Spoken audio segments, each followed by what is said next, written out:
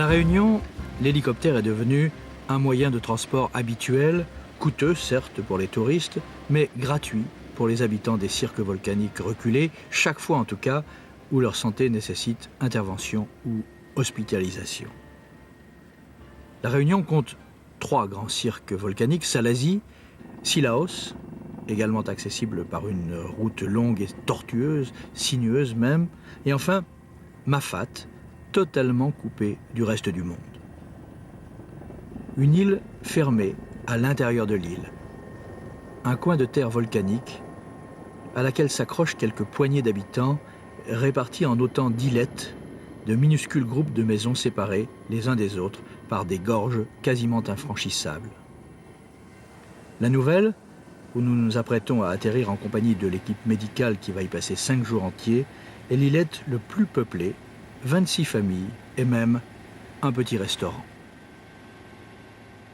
Yves Célario, vous êtes aux manettes d'un des hélicoptères de l'île Réunion, mais il y a longtemps que vous pilotez, ça n'a pas toujours été pour cette compagnie, vous avez donc du recul. Alors ici, Mafate, les premiers hélicoptères, les premiers soins et l'évolution depuis que vous êtes là.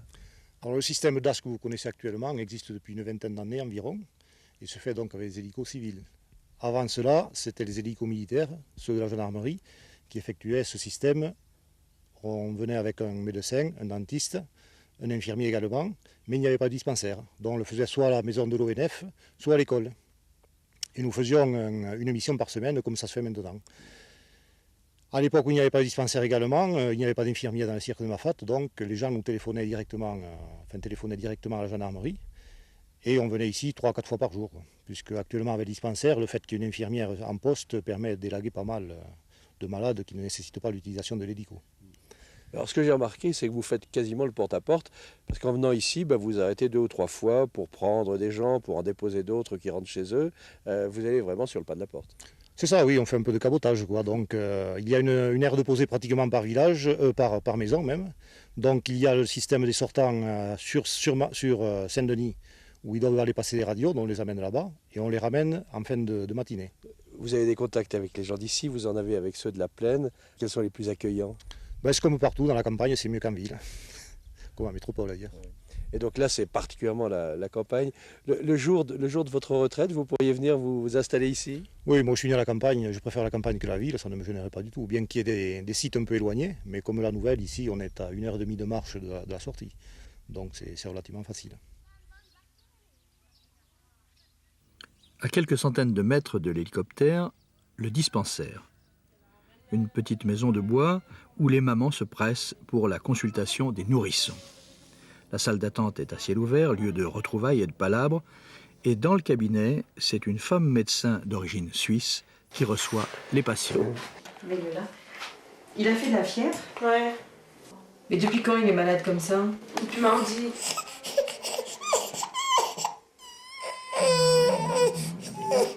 Oh, bébé.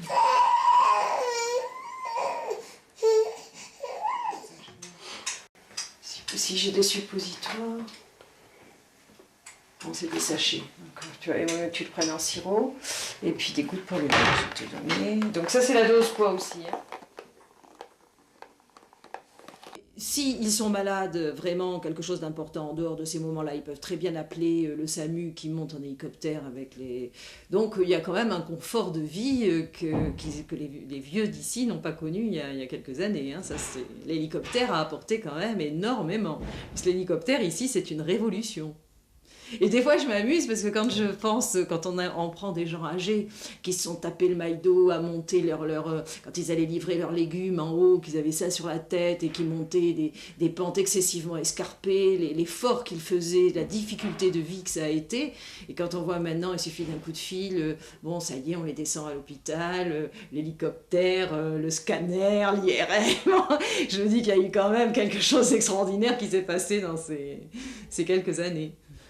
Et grâce à ça, vous pensez qu'il ne va pas y avoir d'éloignement, d'émigration, que les gens vont rester dans leur cirque ? Ah oui, je pense que les gens restent et j'ai même l'impression que des gens reviennent. Parce qu'il y a des gens qui sont attirés par le côté retour à la nature, alors ça, il y a quelques-uns.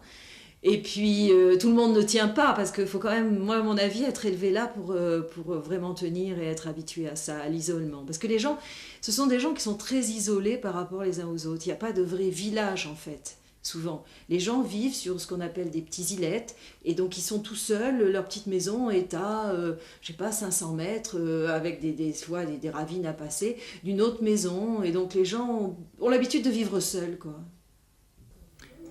Au dispensaire, d'une semaine à l'autre, ce sont des médecins différents, amenés de la plaine par hélicoptère, qui reçoivent les patients.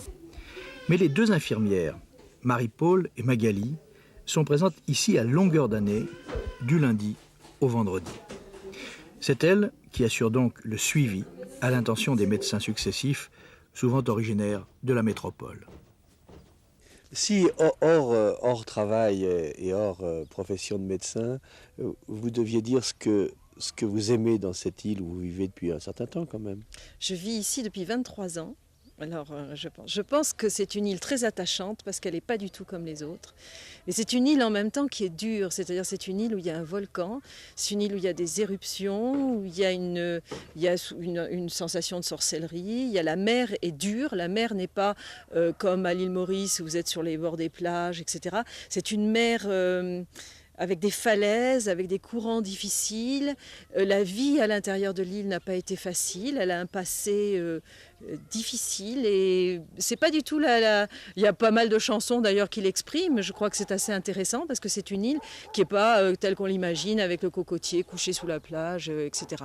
Je vous disiez tout à l'heure qu'en aucun cas vous ne passeriez votre retraite dans un lieu aussi écarté qu'ici, mais vous avez l'impression que vos vieux jours, même s'ils sont éloignés, seront sur cette île ou seront quelque part sur le continent européen ? 50-50. Je pense que je ferai 6 mois ici ou Madagascar, qui est une île que j'adore, ou ailleurs, j'en sais rien, depuis des pays que je ne connais pas encore, peut-être où j'aimerais aller, et 50% en Europe. On est européen quand même. L'Europe, c'est l'Europe. Hein. Et la Suisse ? Et la Suisse, c'est le berceau de ma famille. Mon père a voulu qu'on amène ses cendres sur les ruines de Castelmur, donc la Suisse, c'est quand même très important pour moi. Vendredi, un peu plus de midi, le dispensaire va fermer ses portes. Même Marie-Paul et Magali vont rejoindre la plaine en hélicoptère, jusqu'à lundi. Mais en cas d'urgence, un simple coup de fil et l'hélicoptère reviendra pour emmener à l'hôpital de Saint-Denis les éventuels malades des îlettes perdues, dont les noms disent l'éloignement, la difficulté et la solitude. Cayenne, Îlette à Malheur, Horaire, Bourse, Roche-Plate.